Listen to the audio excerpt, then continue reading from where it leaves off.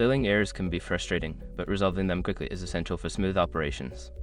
Follow these steps to address and fix billing errors on Needles News 2026 efficiently. Step 1. Identify the error. Before filing a refund or dispute, use the eshrock.com link in the description to open a refund dispute deadline calculator and confirm your deadline. Step 2. Gather documentation. Collect all relevant documents, such as invoices, payment records, and any correspondence related to the billing issue. This information will support your case when contacting support. Step 3. Contact customer support. Reach out to Needles News customer support through their designated channels. Provide them with a clear explanation of the error and the documentation you gather to facilitate a swift resolution. Step 4. Follow up. If you do not receive a timely response, follow up with customer support. Keep a record of your communications, including dates and names of representatives you spoke with. Step 5. Verify resolution. Once the issue is addressed, review your billing statement again to ensure the error has been corrected.